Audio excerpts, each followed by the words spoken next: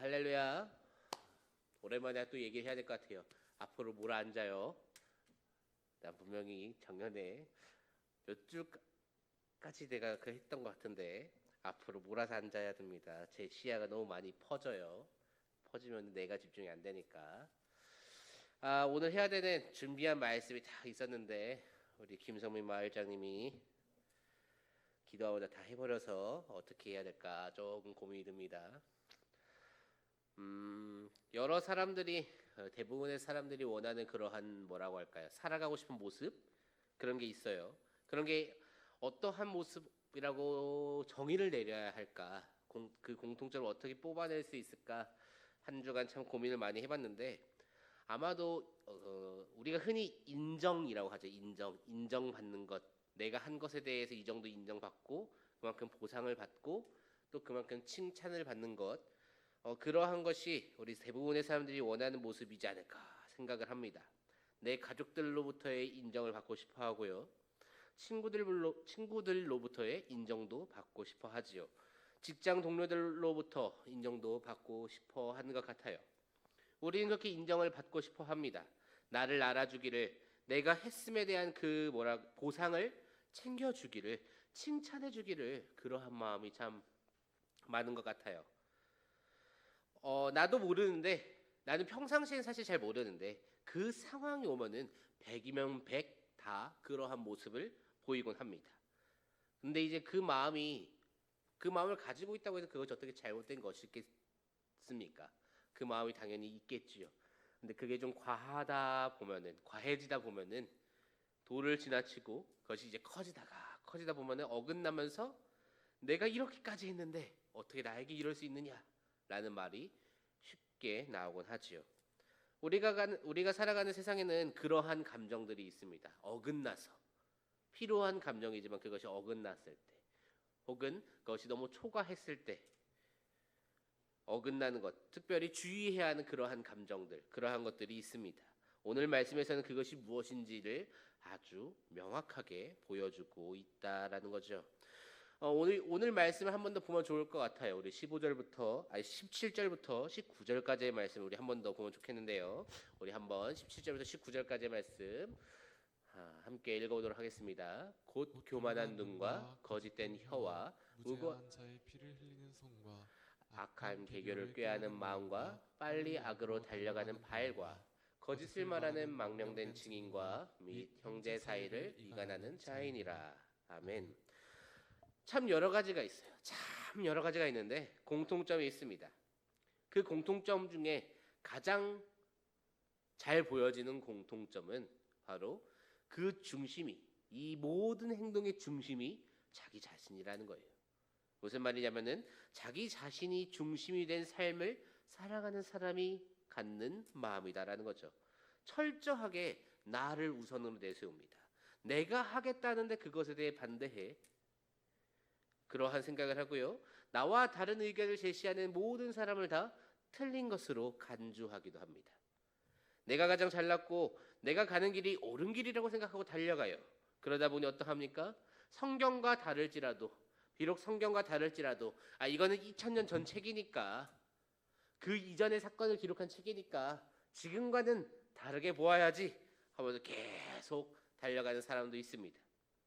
내가 중심이 되어버린 삶은 나를 죽음으로 내뭅니다. 다른 사람들과의 관계를 해치기도 합니다.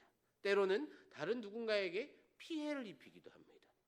내가 이익을 얻기 위해 내가 중심이 되는 삶이니까 내가 이익을 얻기 위해서는 저 사람들은 다 다쳐도 되거든요. 오늘 말씀에서 이제 나오는 이 여호와께서 미워하시는 그 67가지 그것들이 다 자기 자신이 중심이 되는 그러한 삶이라는 것이죠. 조금만 더 생각을 해보면은 그러한 삶은 하나님의 속성과는 완전히 정반대가 됩니다. 우리 예수님이 자기 자신을 중심으로 내세워서 사셨나요? 그러지 않았어요. 예수님은 자기 자신을 항상 희생하는 삶을 사십니다. 그러니까 결국 자기 자신이 중심이라는 것은 완전히 반대된다라는 것이죠. 하나님과 완전히 반대되는 사람, 성경에서는 그러한 사람을 가리켜서 대적이라고 표현을 합니다.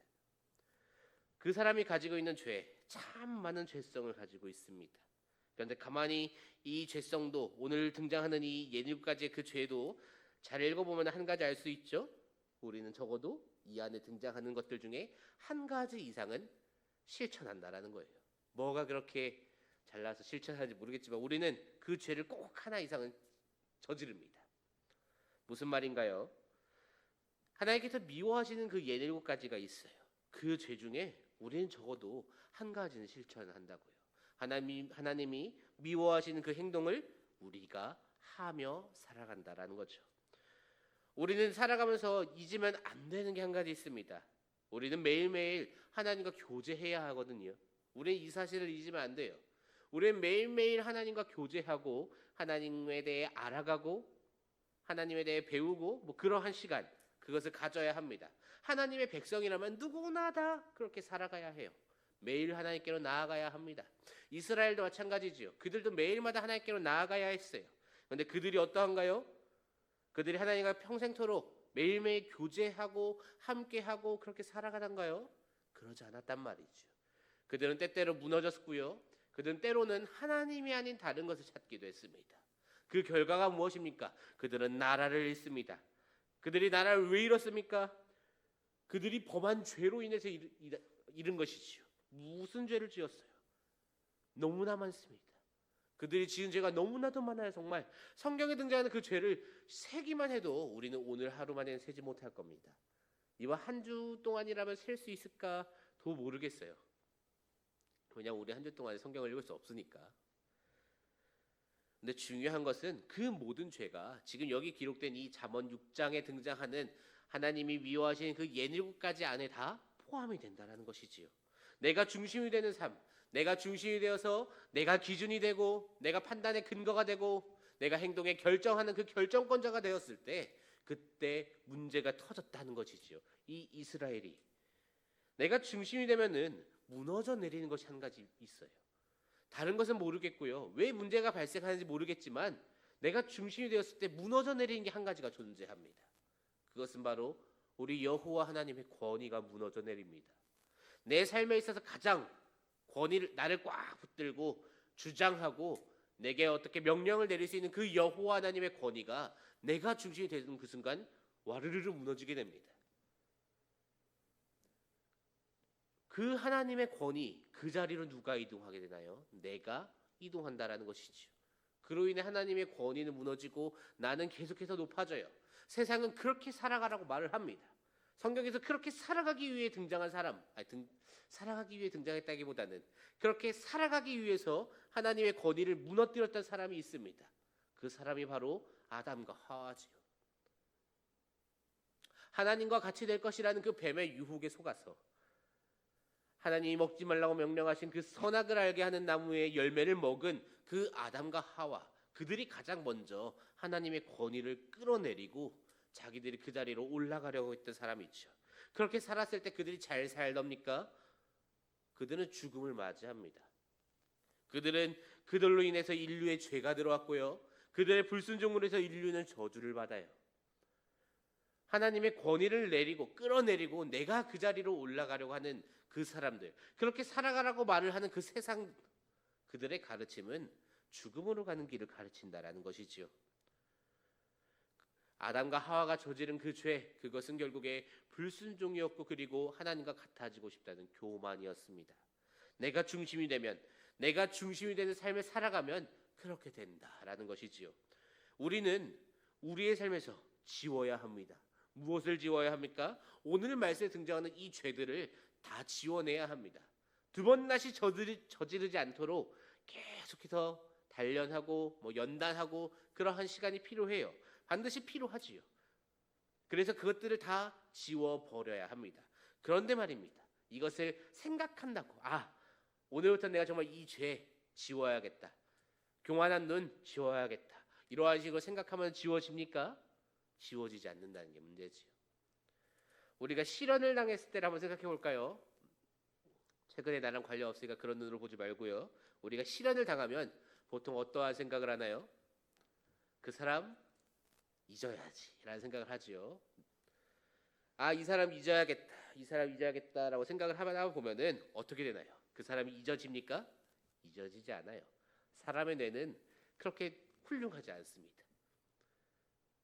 잊어야지 하면은 잊어야지 하는 순간에 그 사람 생각을 이미 내 뇌는 하고 있어요. 잊어야겠다 하면 할수록 점점 깊어지고 진해지는 게 그 사람에 대한 묵상입니다. 그렇기 때문에 지워야지 내가 이 죄를 지워야지라고 생각하는 것은 죄를 지울 수 있는 해답이 아니라는 거죠. 어떻게 해야 이 죄를 지울 수 있을까요? 우리의 삶에서 어떻게 해야 이 67가지를 지워버릴 수 있을까요? 정답은 밀어내는 거죠. 지워지지 않으면 방법은 하나밖에 없습니다. 밀어내는 것, 새롭게 채워넣는 것. 무엇을 채워넣어야 될까요? 죄악이 있는 삶이지만 그럼에도 불구하고 그것을 새롭게 채워넣어야 합니다.